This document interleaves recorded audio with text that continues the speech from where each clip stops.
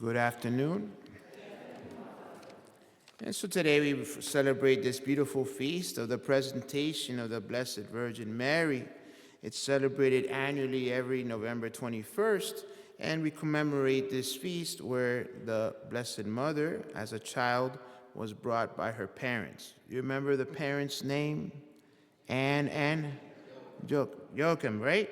And so I had one of my best friends was Joachim, so I can't forget that name, right?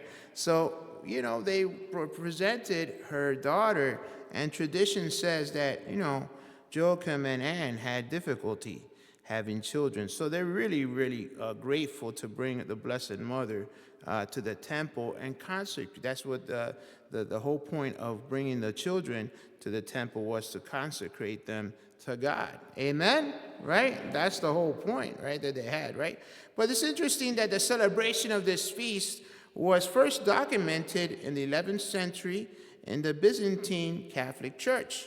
So they got it before the Roman Catholic Church, right? So the Roman Catholic Church started celebrating it in the 15th century by Pope Gregory the 11th, right? So it's celebrated every year, and so there's not much details.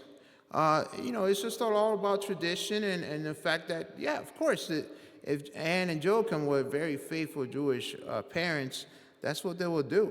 And so what does this celebration mean for us?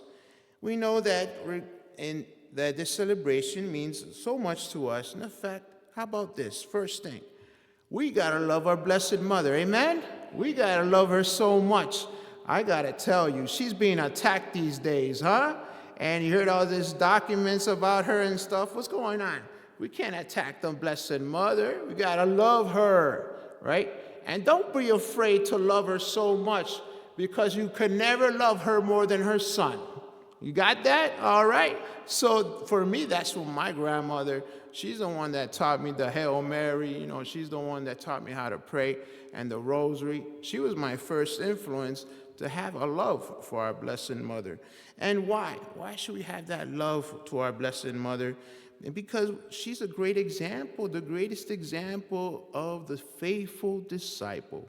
We know very well that in the church, there's two models. The model of the apostles, the disciples, who betrayed them, right? Betrayed Jesus. That happened, yes or no, right? And then we have the Blessed Mother, who is faithful to the end and continues to be a faithful disciple. So that's why we love her, because she inspires us. She intercedes for us. She's a perfect model. Now, one of the things that I was thinking about, if you think about it, when the angel Gabriel came to her, she wasn't like, what is this? Like, she was already kind of like prepared. It was some kind of preparation that she had all her life. Like, she was like, all right, I heard about angels. No, because there's a strong belief in the Jewish tradition about angels. Actually, the strong tradition is, look how the strong tradition is. In Jewish times, and it's still, supposedly they still believe this, but they believe during the time of the Blessed Mother that 100 angels come to visit you every day. Can you imagine that, right? 100 angels are going to come visit you, right? And so when I come to your house, right, just think about Father Manny's an angel coming to visit you, right? And hospitality, that was the whole idea of a strong hospitality. That's why you welcome people, right? Because this could be an angel, and that's a strong belief. So when she saw an angel, she wasn't like, what is this? She already knew. She already knew. There was a preparation. But her yes, the important yes that she said, I'm going to do God's will. That didn't happen overnight. It was since the moment of her consecration at the temple that she's been preparing herself with that strong faith to do God's will. Amen?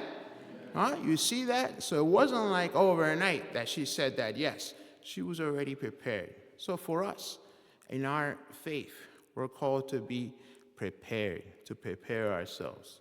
I love this little story of faith. You probably maybe heard about it. What's the worst thing for a farmer? What's the worst thing for a farmer? No rain, right? And so there was these two farmers, and there was no rain, and they were praying to God for rain. And they were strong both of them had faith. They're praying to God, it's going to rain. But one of the farmers was preparing the field, right? And the other one was inside praying. And the other farmer's praying too, but he's preparing the field. Who had more faith? The one, talk to me. Who had more faith? The one preparing the field, right? Because he knew it was going to rain, right? And so that's how it is with us. If you're going through a drought right now, or some kind of darkness, or some kind of doubt, or fear, you got to prepare the field. Prepare the field. It's going to rain. It's going to come down. And that's the faith that our Blessed Mother had. She was prepared for that moment that she was asked to do God's will. So brothers and sisters, this beautiful feast helps us to be inspired by our Blessed Mother to really do God's will and to surrender ourselves to God. God bless you.